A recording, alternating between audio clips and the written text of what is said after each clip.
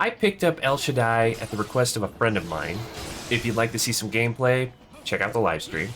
It's an older game. I played the HD remaster that was released 10 years after the original.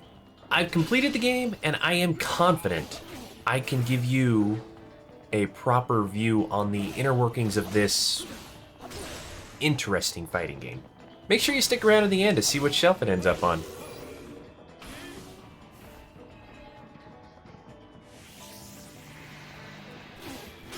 The story starts with Enoch, a real-world biblical figure known as the Scribe of Judgment, who is called on to help the earth from fallen angels. Lucifer, a constant contact with God, I think, guides Enoch down to earth and helps him with the hunt. 7 fallen angels, causing havoc and evolutionary destruction to mankind, must be imprisoned before the powers that be cleanse everything with a giant flood. You know I could never say no to you.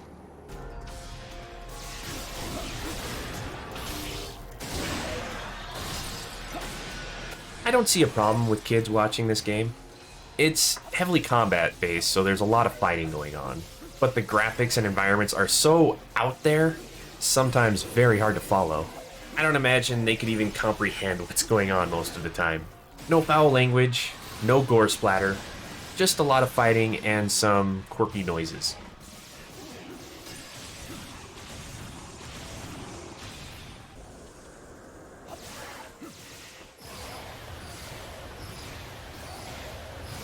On the surface, El Shaddai is a very simple game. Only 3 weapons to fight with, as well as hand-to-hand combat, and a single attack button. On the easiest mode, it can be finished with minimal effort. But the finer details must be learned if the difficulty's increased. The sales tagline for El Shaddai was, easy to play, hard to master. Unlike other fighting games with a button for heavy attacks and a button for light attacks, this game only used one button, and how that button is pressed decides the attack. Repeatedly hitting the attack button would result in a combo, but if the button pressing was adjusted, like waiting half a second between the first and second hit, a whole new attack combo would arise. And every weapon has different attack speeds. So figuring out the combos for every weapon would be quite an impressive feat. Oh, and I could jump or block before attacking, making for a whole new area of combos to figure out.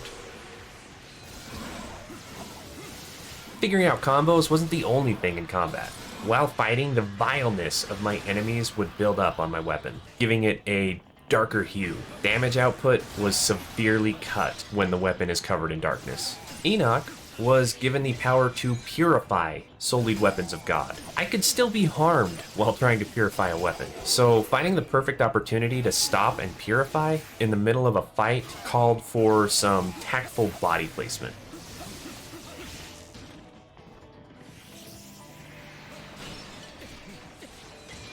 When the game started, I had no weapons.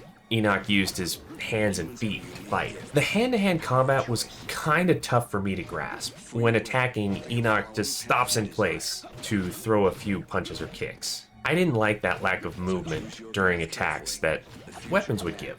There were very few parts in the game that would force me to fight without weapons, so I didn't get a whole lot of practice. The story behind the weapons in the game were they started in heaven and fell to earth with the fallen angels, eventually losing their heavenly power, becoming corrupt tools used only for slaughter. Hence, the purification process by Enoch. First was the Arc. It's a melee weapon that kind of looks like a bow. The way it's used is almost like a short sword, mostly wielded with one hand, sometimes two, depending on the attack. I didn't play with the Arc much, but it did have some of the cooler combos available. Jumping over enemies to whack them in the back. If they were too big to jump over, Enoch would slide underneath their legs to hit them from behind. When not in combat, it could be used to lengthen the distance of a jump, giving a kind of glide effect at the height of a jump. Not necessary to get past everything, but it did make longer jumps easier. The next weapon unlocked was the Gale, my absolute favorite. It had the weakest attack, but it was fast and ranged. Two qualities in a weapon that are right up my alley. It provided the best movement, giving Enoch the ability to dash away from a bunch of enemies or just dodge attacks. The dash worked on the ground as well as in the air. I did end up cheesing a lot of fights with the Gale. There's a move that just lobs the projectiles in the air, hitting the ground with extreme force, knocking down smaller enemies and pushing bigger enemies back. Even with a Sullied Gale, I could stay at a safe distance and stun lock enemies in place until they were destroyed. And it seemed to do some decent damage on bosses. That is, when they held still long enough for me to get my attacks off. And the final weapon obtained would be the Veil, the slowest weapon by far, but also offering the best defense. The Veil was a large shield that would divide into 2 gauntlets to fight with. The attacks were slow, but did a lot of damage if the combo was successful. When blocking, the shield could take a lot of damage before the block is broken. Enoch was able to take some huge hits with the shield, and it kind of has to be that way because he was so slow when using it.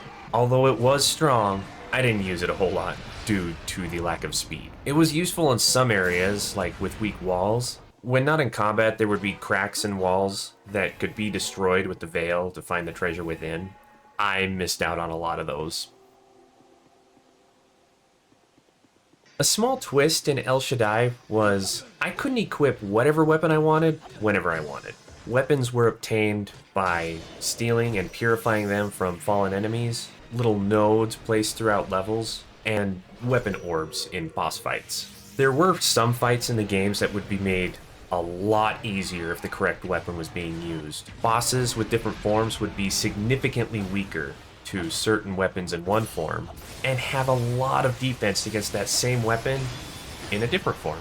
During different phases in a boss fight, weapon orbs would start floating around the arena, allowing me to pick and choose which weapon I wanted to use. For the most part, I tried to make the Gale work for me in every fight. I think there was one boss that made it feel impossible to use the Gale, but other than that, Gale all the way. Now that we're done with weapons, let's talk about the environment.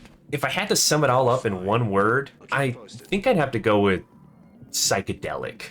Very flat colors, but arrayed in such a way that at times almost gave me motion sickness. The camera moved of its own accord, so there was no adjusting my view to help me move around. I fell off the edge quite a bit in some places due to the hard to understand land and poor camera placement. I had absolutely no depth perception at times. The game would jump between 3D gameplay and side-scrolling platforming through so many different colors and backgrounds. There was even a level where all I did was drive a motorcycle trying to fight my way through a city. The game was very crazy.